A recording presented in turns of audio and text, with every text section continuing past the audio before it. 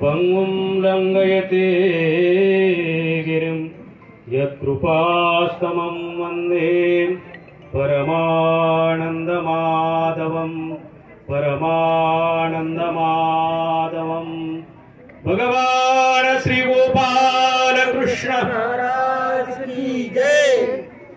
दिनानिमित्त पंचावतार उपहार या ठिकाणी संपन्न होत असताना या ठिकाणी होणारी धर्मसभा आणि या धर्मसभेचे अध्यक्ष परमपूज्य आदरणीय श्रद्धेय प्रातस्मरणीय आचार्य प्रवर श्री शिक्रापूर निवासी बाबाजी ज्यांच्या शुभास्ते या सभागृहाचं उद्घाटन संपन्न झालं असे आदरणीय श्रद्धेय प्रातस्मरणीय आचार्य प्रवर श्री अहमदाबाद निवासी बाबाजी, परमपूज्य आदरणीय श्रद्धेय महंत श्री कारेगावचे बाबाजी, परमपूज्य आदरणीय श्रद्धेय महंत श्री धुमाळ पिंपऱ्याचे बाबाजी, त्याचप्रमाणे परमपूज्य आदरणीय श्रद्धेय महंत श्री पिलावस्कर बाबाजी, परमपूज्य आदरणीय श्रद्धेय महंत श्री हंसराज दादाजी, परमपूज्य आदरणीय श्रद्धेय महंत विजापूरकर बाबाजी, परमपूज्य आदरणीय श्रद्धेय महंत श्री विश्वनाथ बाबा आणि ज्यांच्या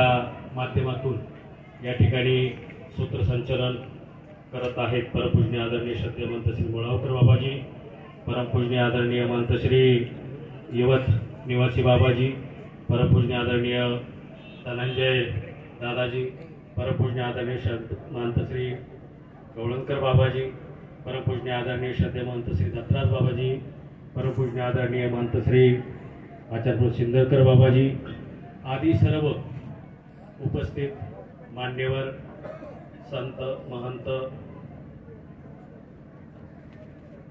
ग्रामस्थ बंधू आणि भगिनी, वर्धापन दिन त्या निमित्तानं एक चिंतन आणि आपल्या सर्वांच्या या माध्यमातून थोडं हितगुज करावं, कारण ज्ञानाची परिभाषा ही खूप उंच आहे, प्रेमाची भाषा ही थोडी जवळची आहे आणि म्हणून ज्ञानाला कधी कधी थोडासा उंचीचा प्रॉब्लेम येतो, परंतु प्रेमाला येत नाही, कारण सर्व जगाला जिंकायचं म्हटलं की प्रेमाने जग जिंकता येतं असं म्हणतात। आणि म्हणून या माध्यमातून परमपूज्य आदरणीय श्रद्धेय महंत श्री वादिराज बाबा हा आपल्याला सातत्यानं की वर्षातून एक दिवस आपणा सर्वांना प्रेमाने स्नेहाने आपल्याला सर्वांना या ठिकाणी बोलवतात आणि आपल्याशी काही हितगुज करतात, आपल्याकडून काही सेवा करून घेतात, अशा प्रकारची संकल्पना या वर्धापन दिनाच्या निमित्तानं प्रगट केलेली आहे। आणि म्हणून पंचावतार उपहार त्या निमित्तानं संत भेट सुद्धा महत्वाची आहे, कारण आपण अनेकांना भेटतो, पण अनेकांना भेटल्यानंतर मी नेहमी सांगत असतो की माणूस देवाला भेटला की काही समस्या राहत नाही, परंतु देवाला भेटत असताना तो भेटत नाही। संतांना भेटतो पण काहीतरी आपलं अस्तित्व ठेवून भेटत असतो, म्हणून त्या ठिकाणी समस्या सांगतो आणि समस्या सांगितल्यानंतर त्या समस्येचं निवारण संत करतात। आणि माणूस माणसाला भेटत असतो तर त्या ठिकाणी नेहमी समस्या निर्माण करत असतो, त्या ठिकाणी प्रश्नाचं उत्तर लवकर मिळत नाही।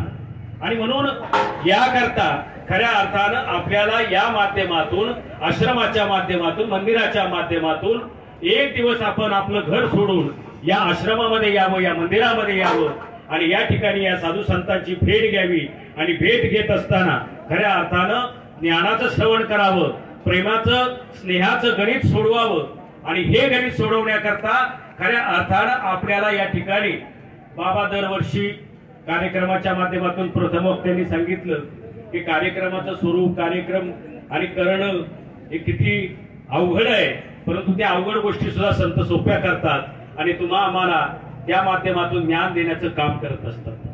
आणि म्हणून खऱ्या अर्थानं आपण देवाला काय देऊ शकतो, तर देवाला देण्यासाठी एक संस्कृत सुभाषित आहे, सुंदर असं आहे।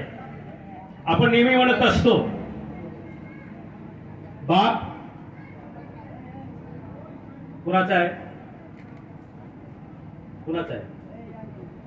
माझा आहे. हे? आई माझी, भाऊ माझा आहे. पण असं कधी म्हणतो का देव? असं म्हणतो कधी आपण? नाही म्हणत. देव माझा आहे असं पण कधी म्हणतच नाही. आणि म्हणून देव माझा आहे, कारण संतांची वाचा आहे, देव माझा माझा माझा हीच माझी सत्य वाचा. देव माझा म्हणण्यासाठी खऱ्या अर्थानं तुम्हाला तुमच्या आत्म्याची उन्नती होणे गरजेचं आहे. आणि ती उन्नती होण्याकरता, तो उत्कर्ष होण्याकरता की आपण जीव आहोत, तो परमात्मा आहे आणि त्या परमात्मा आपला झाला पाहिजे, याच्याकरता खऱ्या अर्थानं देव आपण मंदिरामध्ये त्याची स्थापना करत असतो. मंदिरामध्ये त्याची स्थापना करत असतो आणि त्या माध्यमातून देवाला अनेक अनेक प्रकारचे पुष्प अर्पण करत असतो. आता बऱ्याच वेळा नागपत्र कराचे हे नारियेल परिशिर, प्रतिज्ञा ही सुपारीची. आता फक्त आपण तोंडाने म्हणत असतो. काय प्रतिज्ञा केली? लक्षात घ्या, काय प्रतिज्ञा केली?